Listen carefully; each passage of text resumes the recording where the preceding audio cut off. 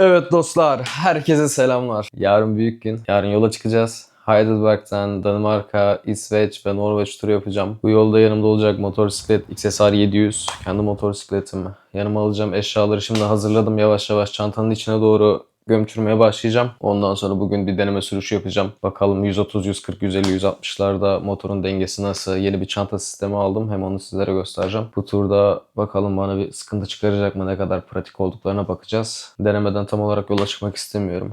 O yüzden yavaş yavaş yanıma alacaklarımı paylaşayım sizinle. Bu 15 günlük süre içerisinde hem de ayrıyeten. Çanta sistemi sizlerle paylaşacağım. Bu sene böyle bir sistem ayarladım. Böyle heybeli. Üzerine de bir tane yuvarlak bir çanta aldım. Bakalım nasıl duracak. Şimdi arkadaşlar öncelikle sizlere şeyden bahsetmek istiyorum. Yanıma alacağım eşyalar G sürücüleri gibi değil. Alabileceğim en az eşyaları almaya çabaladım. Avrupa içerisinde olacağımız için zaten her yerde kıyafet yıkayabileceğimiz yerde bulacağız. Bir sıkıntımız, bir ihtiyacımız olduğu zaman Decathlon her yerde var arkadaşlar. Ve hatta spor ürünleri satan mağazalar. Ondan dolayı yanımıza mangal takımı almamıza gerek. Mangala mı gidiyoruz abi? Ufak tefek şimdi sizlere göstereceğim ben aldığımı kısaca. Tabii ki herkesin ihtiyaçları birbirinden başka, farklı. Sizler daha başka şeyler yanınıza alabilirsiniz. Bunlar benim yanıma aldığım eşyalar. Umarım sizlere de yardımcı olur. Uzun zamandan beri hiç bu kadar heyecanlanmamıştım. Elim ayağım titriyor. Hakikaten ya bir şey unutacağım mı, bir şey olacak mı bilmem ne. Ama yarın çıkacağım. Dün gece bile uyuyamadım. Bu gece tahmin bile edemiyorum. Saat 1-2'de arkadaşlar en önemlisi güvenlik ekipmanları. Ben bir yazlık, bir tur eldiveni, bir tane de kışlık eldiven alıyorum yanıma. Bu su geçirmez. Kuzeyde %100, %1500 yağmur yağacak kesin. O yüzden su geçirmeyecek eşyalar almaya çok dikkat ediyorum. Tabii ki korumalı pantolonum. Bunu bütün yol giyeceğim. Kaskım her zaman bildiğiniz gibi ekstra bir kask. Tur için tabii ki almadım. Tur için kaska gerek yok. Ceketim zaten su geçirmez olmasına rağmen tabii ki o cekete ben güvenmedim. Gittim bir tane yağmurluk aldım Decathlon'dan. Bir tane panço aldım. Ne olur ne olmaz. Çift katman. Bir de pantolon aldım su geçirmez. Geçen sene Balkan turunda da böyle bir bundan vardı. Gayet güzel korudu beni. Tabii ki botlarım onlar da su geçirmez. Tur botları. Korumalı tur botu. Ben bol bol kamp yapmak istiyorum. Kuzey turunda. Tabii ki hava bana müsaade ettiği sürece. Tulumum 10 derece tulum var. Umarım yeter. Hava yaklaşık olarak 10 derece ile 20 derece arasında fark edecek. Tabii yukarılara çıktıkça hava sıcaklığı daha da artabilir. Bu benim 10 yıllık çadırım. Hala yaşıyor. Gerçekten bu bir Decathlon reklamı değil ama arkadaşlar. Decathlon'dan ne aldıysam o kadar mutluyum ki yani. Yıllardan beridir kullanıyorum. Hiçbir şey bozuk çıkmadı. Hiçbir şey olmadı. Onun dışında ışığımız sabit. Onun için arkadaşlar bu sene yeni bir şey aldım. Havalı mat. O kadar küçücük bir şey. Önceden şunları taşıyorduk. 2 tane, 3 tane rahatsız edici şeyler. Bende bu incesi var hatta. Daha da kalını var aşağıda. Bunları artık abi vazgeçtim. Bunları taşımıyorum. Ama tabii ki belli olmaz işim benim yanıma alabilirim. Şişirme yastık. Kamp eşyalarım bunlar. Çok abartmaya gerek yok. Masa sandalye yanıma almayacağım tabii ki de yani. GSC arkadaşlarımız seviyor onları. Belki 20 günlük turda belki bir kere açıp kapatılıyor. Ben gerek duymuyorum ona. Onun dışında kılık kıyafet herkes kendine göre alsın. Tabii ki ben yanıma 3 tane 5 tane sadece tişört aldım. Bunlar yıkanır arkadaşlar. Tişört elde de yıkanır. Bol bol çorap aldım yanıma. Hem kışlık hem yazlık olacak şekilde. Hava sıcaklıkları düşerse tabii ki ayak konusunda bayağı bir sıkıntı çekeriz. Çok da rüzgar yiyeceğiz. Motorum bu arada naked motor olduğu için sıkıntılı. Bir yazlık, bir kışlık balaklava aldım. Bir tanesi böyle içi şeyli, yünlü. Bir tanesi normal balaklava olacak şekilde. Çöp poşeti her zaman gider. Böyle bir kalın bir kazak aldım yanıma. 2 tane de içlik altlı üstlü. Yani bayağı bir soğuk olacak. Bir tane normal pantolon, bir tane böyle bir yatmaya pantolon, bir tane de şort aldım yanıma. Onun dışında bir tane motosikletin kendi iç şeyi, bir tane de böyle yedek olsun diye yanıma ince bir ceket. Yolda susayacağız. Böyle bir suluk aldım Temu'dan.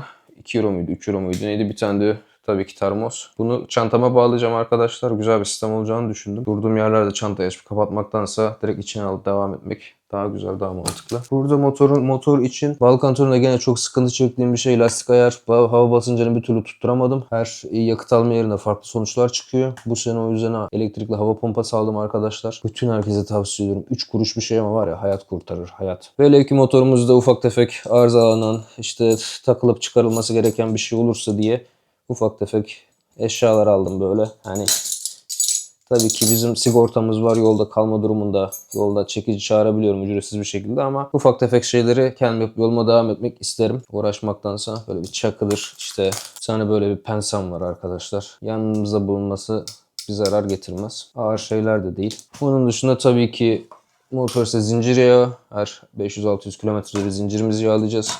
Bunu alıp alma konusunda tereddütteyim. Bakalım yerim olursa alacağım. Balata spreyi. Bunda da kararsızım. Bir tane zincir temizleme şeyi.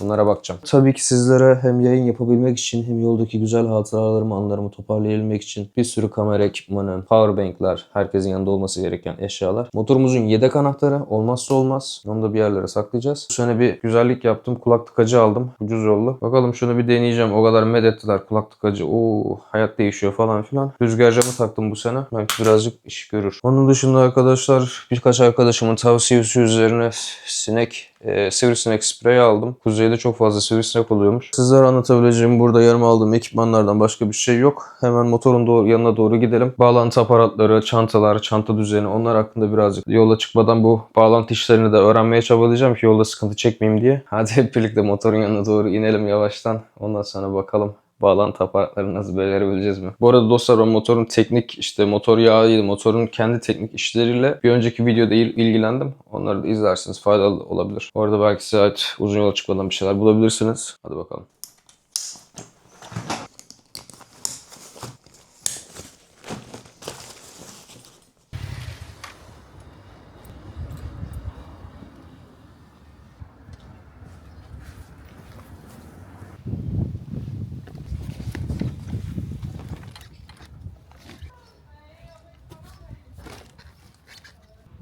Çantaları motora bağladım. Aklımdaki tek soru şu. Şu çantayla şu şeyin tekerleğin arasındaki mesafe çok dar kaldı. Oraya nasıl bir çözüm buluruz bilmiyorum. Ama ve lakin bayağı uğraştım. Şöyle bu da değmiyor yani tekere havada. Onun dışında bağlama patları falan iyi. Öne arkaya sağa sola her şeyi oynattım iyi. Yan çantalar 14'er litre. Üstteki çanta da 50 litre. Şöyle bir şey oldu. Bana burası çok güven vermiyor. Çok virajlı yollara yattığım zaman dengesizlikten burası var. 3 santim bile içeri girse tekerleklere değebilir.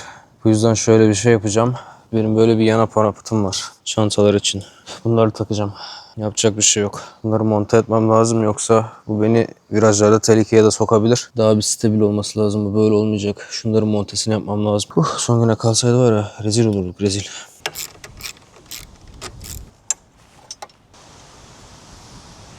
Ben bunları niye çıkardıydım zamanında? Çünkü sinyalleri bu şekilde yapıyordum.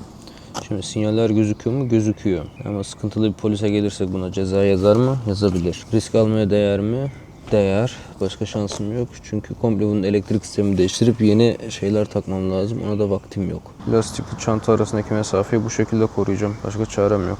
Hadi bakalım. İşte böyle bir deneyelim. Şöyle ki arkadaşlar şu çantanın yanında şöyle aparatlar da varmış. Bunlar tam olarak buna uyuyor.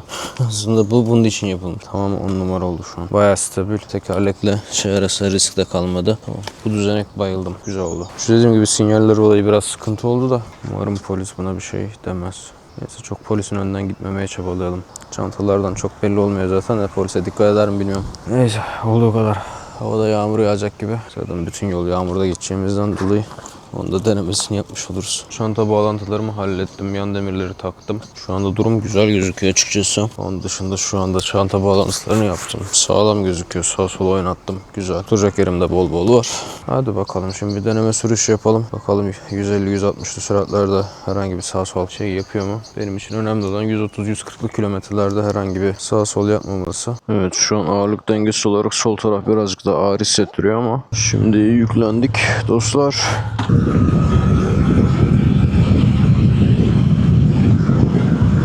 Şimdilik her şey güzel gibi gözüküyor. His olarak da iyi. Frenlerde viraj daima da bir sağa sola böyle bir sirkeledim motoru da bir sıkıntı çıkaracak gibi gözükmüyor şu anda. Her şey stabil. Tabii bir yandan da şunu deniyorum. Çok dikti. Türbülans yapıyordu bu. Birazcık daha yatırdım. 35 dereceye falan getirdim böyle. Tabii bunu yüksek süratlerde denemek lazım. Böyle 30'lu 40'lı kilometrelerde anlaşılmaz bunun yararı. Yağmur başladı gençler, yağmur. Neyse kıyafetleri yağmurda bir denemiş olduk. En azından çantalar soğuluyor mu onu görmüş olacağız şimdi.